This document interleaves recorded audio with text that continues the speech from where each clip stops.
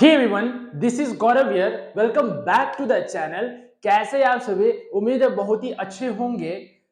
आज मैं स्टार्ट करूंगा बीएसटी का चैप्टर नंबर 1। मैं सारे चैप्टर्स ऐसे ही कंप्लीट करवाऊंगा। देन आफ्टर मैं ऑब्जेक्टिव्स करवाऊंगा, मॉडल पेपर करवाऊंगा, इंपॉर्टेंट क्वेश्चन दूंगा।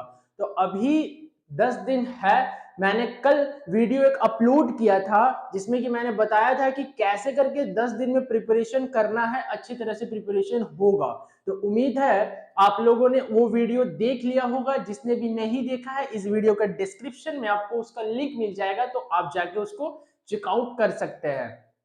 अच्छा, आप मेरे को इंस्टाग्राम में भी फॉलो कर सकते हैं। डिस्क्रिप्शन बॉक्स में उसका भी लिंक मिल जाएगा। कुछ भी क्वेश्चंस हो, कुछ क्वेरीज हो, कुछ समझ में नहीं आ रहा है, आप वहां को मेरे को मैसेज कर सकते हैं वहां पे जा करके। And thank you all the students to complete 100 subscriber. और उम्मीद है कि सारे स्टूडेंट्स बेहतर समझ रहे हैं। मेरे सपोर्ट कीजिए बच्चे लोग, अगर वीडियो पसंद आ रहा है तो। और जिसने सब्सक्राइब नहीं किया है उसने भी सब्सक्राइब कर लो ताकि इंपॉर्टेंट अपडेट्स मिलता रहे। तो thank you all the students. आज परिवार हम लोग का 100 क्रॉस कर चुका है। तो थैंक यू वेरी मच। तो बात करते हैं बीएसटी का chapter number 1। So let's begin.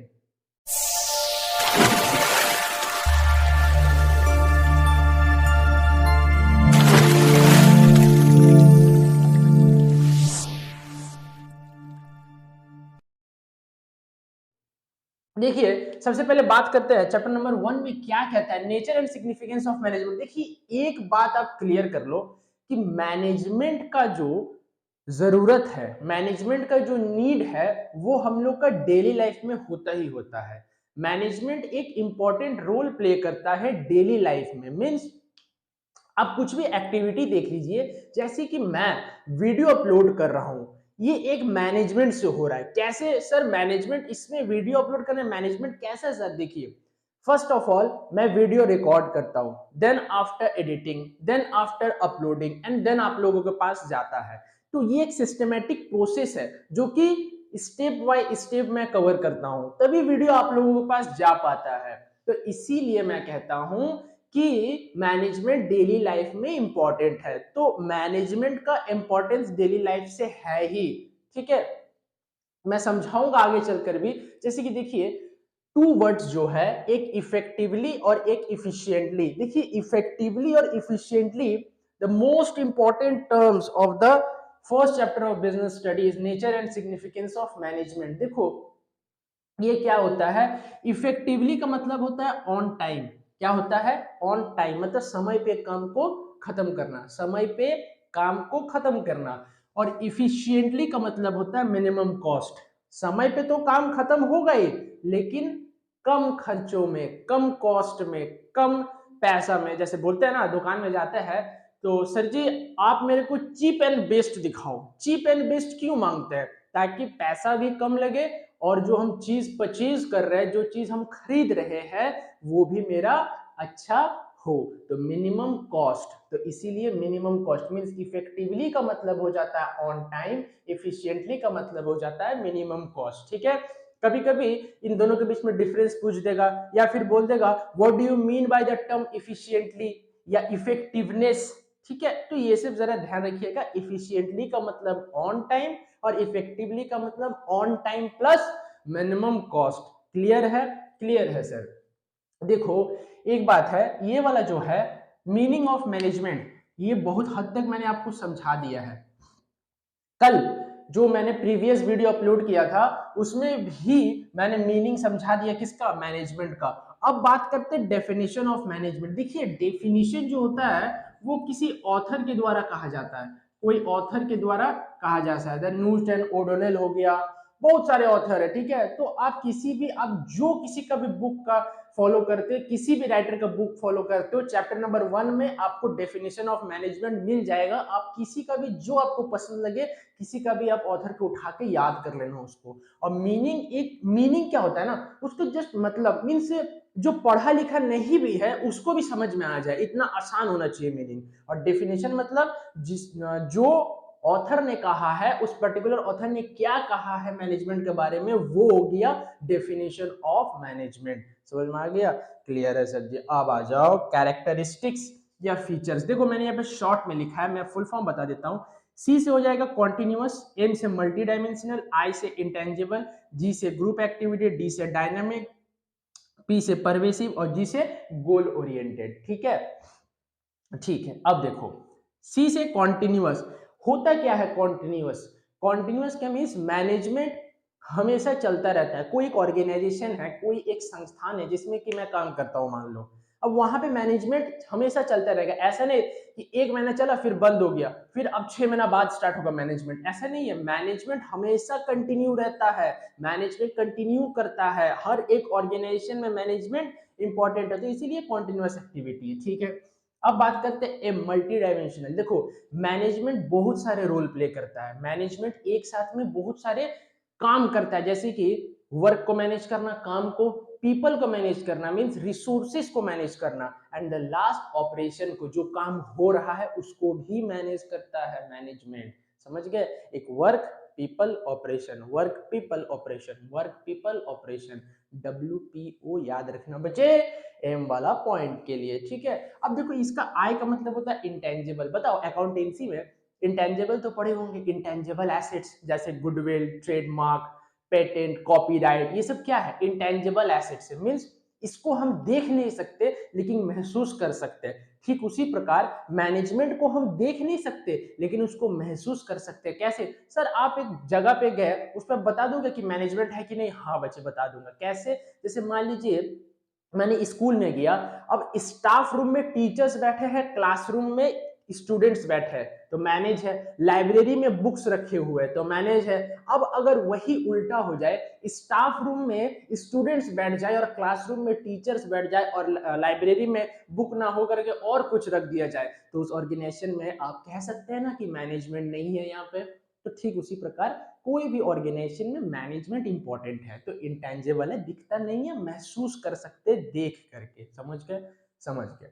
अब जी से होता है गोल ओरिएंटेड। गोल ओरिएंटेड मतलब मैनेजमेंट काम क्या करता है उसका उद्देश्य के ऊपर। उसका उद्देश्य क्या होता है? प्रॉफिट को मैक्सिमाइज करना, प्रॉफिट को अचीव करना या प्रॉफिट को मैक्सिमाइज करना। समझ गए, समझ गए सर। अब देखो डायनामिक, डायनामिक का मतलब क्या होता है? Dynamic function is the most important function of management. What is dynamic function sir?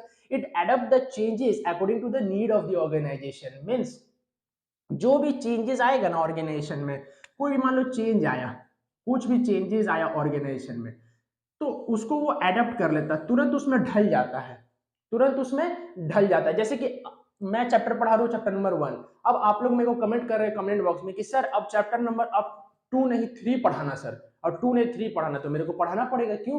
बच्चे का डिमांड है, तो डिमांड है तो हमको पढ़ाना पड़ेगा। चैप्टर नंबर 2 छोड़ के चैप्टर नंबर 3 पहले पढ़ाना पड़ेगा, क्योंकि आप लोग डिमांड कर रहे हैं।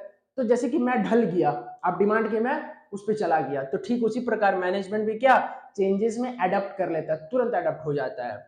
अच्छा जी से, ये वाला जी गोल ओरिएंटेड, ये वाला जी ग्रुप एक्टिविटी। मैनेजमेंट कभी देखो, मैनेजमेंट ना कभी एक जन से नहीं हो सकता है, उसमें ग्रुप चाहिए, मतलब ज्यादा number of person, more than 1 person is required to form a group और कार्टेल। ठीक है, तो ग्रुप चाहिए, तो ग्रुपिंग एक्टिविटी पे मैनेजमेंट विश्वास रखता है। ग्रुपिंग एक्टिविटी रहेगा तभी मैनेजमेंट पॉसिबल है। समझ गया, समझ गया।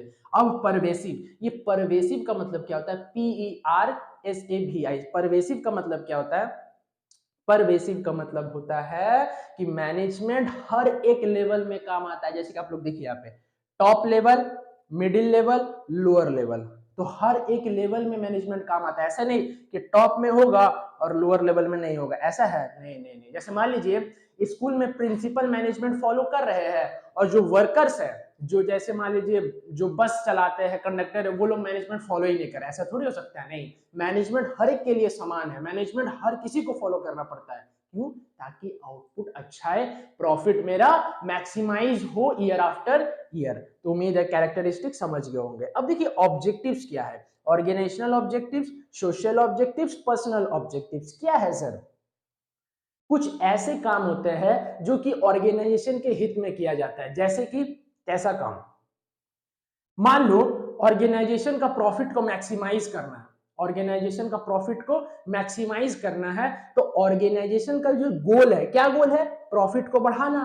तो हम उस पर काम करेंगे कि प्रॉफिट कैसे बढ़ेगा। ये हो गया ऑर्गेनाइजेशनल ऑब्जेक्टिव। जैसे मान लो ग्रोथ, सर्वाइवल। देखो पता है, एक कंपनी या एक बिजनेस लॉन्ग रन में ज्यादा देर तक तभी टिक सकती है जब उसका रेवेन्यू ज्यादा हो एज कंपेयर टू कॉस्ट। जितना वो खर्चा किया है एक प्रोडक्ट को बनाने के लिए, उसको बेच करके अगर वो ज्यादा प्रॉफिट कमा रहा है तभी वो ऑर्गेनाइजेशन ज्यादा देर तक मार्केट में रहेगा। ठीक है, ठीक है, चलिए। तो ऑर्गेनाइजेशनल ऑब्जेक्टिव समझ गए क्या क्या, एक सर्वाइवल, एक ग्रोथ और एक प्रॉफिट। ठीक है सर।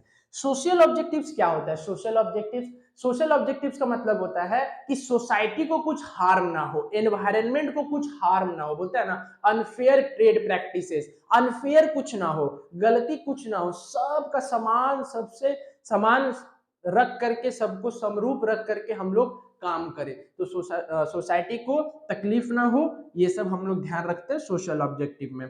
पर्सनल ऑब्जेक्टिव्स में जैसे कि पर्सनल या फिर इंडिविजुअल ऑब्जेक्टिव्स क्या बात करता है, जैसे कि मान लो कि कोई ऑर्गेनाइजेशन है, ठीक है।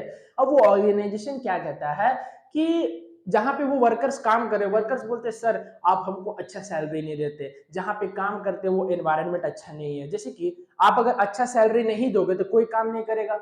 अच्छा, एनवायरनमेंट अच्छा होना चाहिए। मान लो जैसे कि मैं अगर वीडियो शूट करता हूं जहां पे वो मेरा एनवायरनमेंट नहीं हो अगर पढ़ाने का, तो मैं पढ़ा नहीं सकता, मैं वीडियो बना नहीं सकता। एक माहौल चाहिए।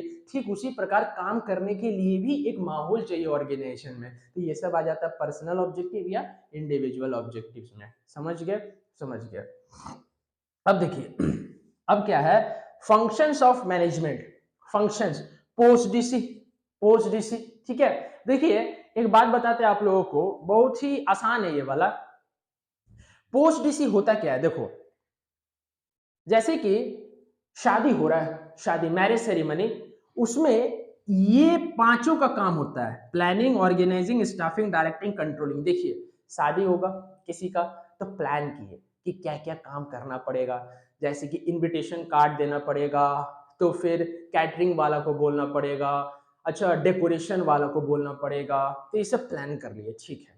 अब ऑर्गेनाइजिंग, सारा सामान लाए, सारा को बता दिए कि तुम्हारा डेकोरेटिंग का सामान ला दिए, कैटरिंग का सामान ला दिए, इनविटेशन कार्ड ला दिए, ऑर्गेनाइज कर लिए सारा सामान ऑर्गेनाइज कर लिए। स्टाफिंग किए, क्या तुम यहाँ इनविटेशन दोगे, तुम यहाँ इनविटेशन दोगे, तुम वहां इनविटेशन दोगे, ऐसे ऐसे करके जो मुखिया होता है घर का, जो हेड ऑफ द फैमिली होता है, वो सारा को काम बांट दिया। तो स्टाफिंग हो गया कि कौन कौन क्या क्या काम करेगा। ठीक है, अब डायरेक्टिंग, अब डायरेक्शन देंगे। देखो गलती नहीं होना चाहिए, सब एकदम परफेक्शन के साथ होना चाहिए, क्योंकि बहुत सारे गेस्ट आएंगे शादी में, ऐसा बता दिए। अब कंट्रोलिंग, अब जो घर का मुखिया वो कंट्रोल करेगा, क्या सारा को कंट्रोल देखेगा कि तुम ठीक से काम कर रहा है कि नहीं, यहाँ इनविटेशन पहुंचा कि नहीं, ये वाला चीज हुआ कि नहीं, वो वाला चीज आया कि नहीं वहां से। तो इसीलिए बोलते हैं ना मैनेजमेंट डेली लाइफ में काम आता है। तो प्लान कीजिए, ऑर्गेनाइजिंग कीजिए, स्टाफिंग कीजिए, डायरेक्टिंग कीजिए, कंट्रोलिंग कीजिए। किसका?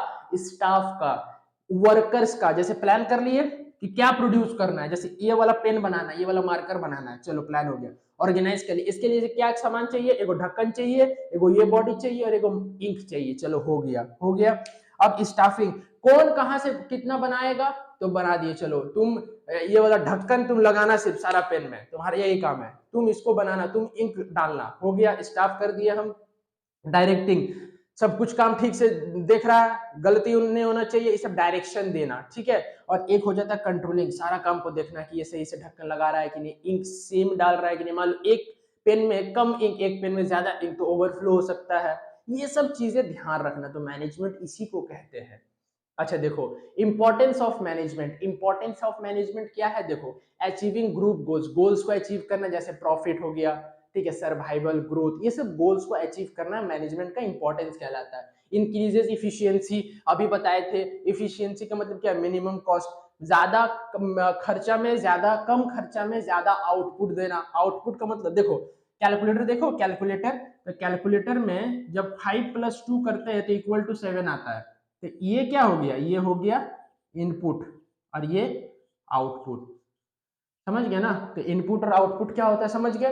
तो जो सामान दिए मशीन में डाले वो एक कुछ नया बना के हमको दिया, तो कम खर्चा में ज्यादा आउटपुट, तो मिनिमम कॉस्ट में ज्यादा आउटपुट लेना, ये इंक्रीज एफिशिएंसी मैनेजमेंट का महत्व है।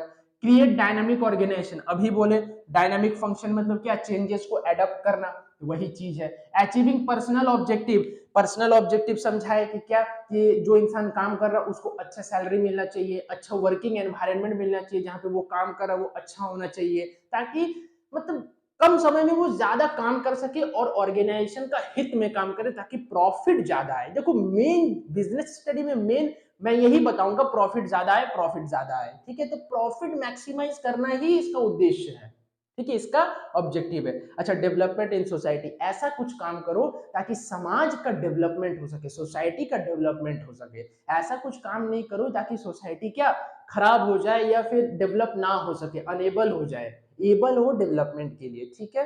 ठीक है, अब देखो नेचर ऑफ मैनेजमेंट, देखो मैनेजमेंट साइंस है, मैनेजमेंट आर्ट है, मैनेजमेंट प्रोफेशन है, ठीक है। साइंस क्यों है, क्योंकि अलग अलग थ्योरी के बेसिस पे हम काम करते हैं, अलग अलग थ्योरी को लेकर के हम काम करते हैं कि ये वाला थ्योरी का क्या वायोलेशन करेंगे तो क्या हो सकता है, ये वाला थ्योरी अगर नहीं मानेंगे तो क्या हो सकता है, ये चीज से इसको कंपेयर करते हैं तो कितना ज्यादा बताता है कितना कम बताता है, तो साइंस है ये, इसीलिए। अच्छा, आर्ट क्यों है, आर्ट देखो मैनेजमेंट आर्ट इसीलिए है क्योंकि सबके द्वारा मैनेजमेंट नहीं किया जा सकता, सब एबल नहीं होता है मैनेजमेंट को करने के लिए, इसीलिए कहते हैं मैनेजमेंट इज एन आर्ट। अच्छा, management as a profession, profession क्यों है, मैनेजमेंट एक प्रोफेशन है क्योंकि ये एक well defined body of knowledge है, इसमें हर एक चीज बहुत बारीकी से डिफाइन किया गया, बहुत अच्छे तरीके से बताया गया, इसीलिए मैनेजमेंट एक प्रोफेशन भी है, समझ गए। अच्छा, लेवल्स कितना होता है, top level, middle level, lower level. Lower level को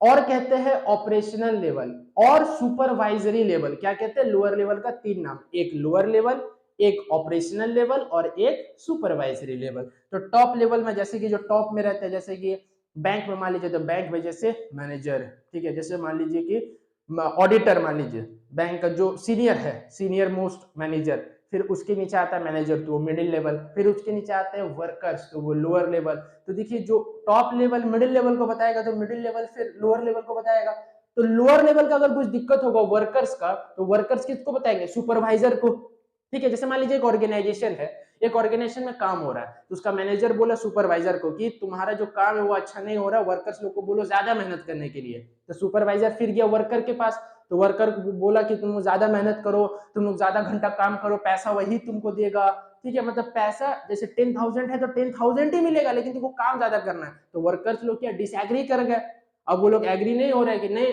मतलब सहमति नहीं दिखा रहा है, कौन, वर्कर्स लोग। तो वर्कर्स लोग का दिक्कत को कौन बताया, सुपरवाइजर को बताया वर्कर्स लोग। अब सुपरवाइजर किसको बताया, मैनेजर को बताया। तो इस प्रकार से मैनेजमेंट में काम होता है। तो मैनेजमेंट में तीन level, top level, middle level, lower level.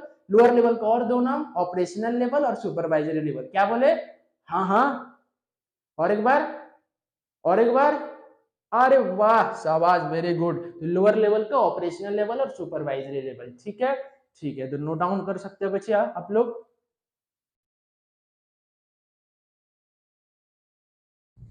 हो गया, चलिए बात करते हैं अब जो है सबसे लास्ट टॉपिक, क्या इस चैप्टर का लास्ट टॉपिक है कोऑर्डिनेशन। कोऑर्डिनेशन का मतलब देखो, कोऑर्डिनेट का मतलब होता है एक साथ काम करना। क्या होता है, कोऑर्डिनेट का मतलब होता है एक साथ काम करना, ताकि जो प्रॉफिट है या कुछ और जो अचीव करना चाहते हैं वो जल्दी अचीव हो जाए। देखो एक काम बोलते हैं ना कि एक लकड़ी है उसको जल्दी तोड़ सकते हैं, लेकिन जो गुच्छा लकड़ी होता है, जो ग्रुप ऑफ ये होता है, उसको तोड़ना बहुत ही नामुमकिन हो जाता है। तो इसीलिए जो यूनिटी होता है ना वो बहुत इंपॉर्टेंट है मैनेजमेंट के लिए, ताकि जो प्रॉफिट है वो मेरा जल्दी क्या हो जाए, अचीव हो जाए। क्या कहता है देखो, कोऑर्डिनेशन इज द फोर्स, ये एक ऐसा फोर्स है that binds all the functions of management, जो कि सारा फंक्शन को बाइंड्स करता है, किसको, पोस्ट डीसी को एक साथ काम करने के लिए क्या करता है, फोर्स करता है।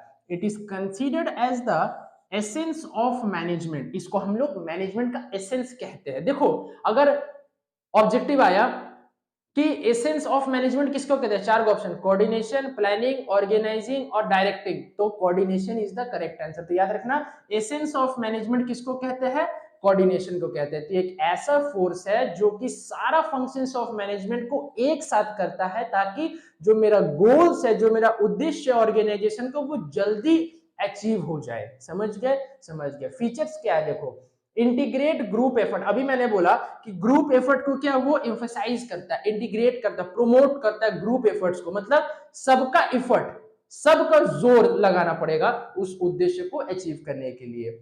एंश्योर्स यूनिटी ऑफ एक्शन, बोले ना यूनिटी होना चाहिए, ठीक है, एक से काम नहीं होता है, सारा कोई एक ही तरफ काम करेगा तब होगा, ठीक है। कॉन्टिन्यूअस प्रोसेस, वही सेम एज मैनेजमेंट, कंटिन्यू होना चाहिए। कोऑर्डिनेशन मैनेजमेंट में हमेशा होता है, ऐसे नहीं कि बीच में ब्रेक हो जाए, ठीक है। रिक्वायर एट एवरी लेवल, वही टॉप लेवल, मिडिल लेवल और लोअर लेवल, जिसको हम लोग कहते हैं ऑपरेशनल और सुपरवाइजरी लेवल, अभी मैंने बताया, ठीक है।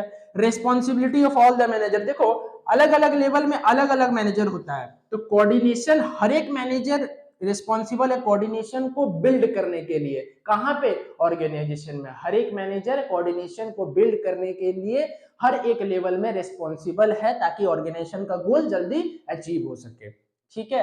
चलिए इंपॉर्टेंस क्या है, बात करते हैं इंपॉर्टेंस का। मैनेज लार्ज ऑर्गेनाइजेशन, जो बड़ा बड़ा संस्थान होता है, जो बड़ा बड़ा ऑर्गेनाइजेशन होता है, कोऑर्डिनेशन वह ज्यादा काम करता है। क्यों? बड़ा बड़ा ऑर्गेनाइजेशन में बहुत टाइम लग जाता है अगर अकेला काम करे, तो इसीलिए ग्रुप में काम करेंगे, तो ग्रुप में काम करने को ही तो हम लोग कोऑर्डिनेशन कहते हैं। इसीलिए लार्ज ऑर्गेनाइजेशन में क्या कोऑर्डिनेशन इंपॉर्टेंट है। तो चलिए फंक्शनल डिफरेंशिएशन, फंक्शनल डिफरेंशिएशन अलग अलग काम करेगा, अलग अलग जगह पे अलग अलग ग्रुप, अलग अलग काम करेगा, अलग अलग जगह पे अलग अलग ग्रुप, ताकि गोल्स जल्दी अचीव हो पाए। समझ गए? समझ गए। क्रिएट यूनिटी ऑफ एक्शन, वही बात, यही वाला कहां गया, require at every, sorry, ensures unity of action, ठीक है। तो create unity of action, create करता है क्या, एक्शन का यूनिटी। यूनिटी जो होता है ना, यूनिटी क्या कहता है कि मतलब एकता, जिसको कहते हैं ना एकता, तो एकता में बल है, बोलते हैं ना ऐसा कहावत। तो यूनिटी है मतलब एक, मतलब सारा कोई एक ही जगह पे काम कर रहा है। जैसे कि मान लो हम अकेले हैं और मेरे आगे 5 जन है, तो अब मैं उनसे मुकाबला नहीं कर सकता। क्यों? क्योंकि वो लोग का पांचों का ताकत और मेरा एक ठो ताकत कभी भी कंपेयर हो ही नहीं सकता। भले अगर मेरे पास 3 और 2 लड़के रहते हैं या और 2 आदमी रहता, तो भले हम लोग से लड़ सकते थे, ठीक है, लेकिन मैं अकेला सामने 5 जन से नहीं लड़ सकता बच्चे।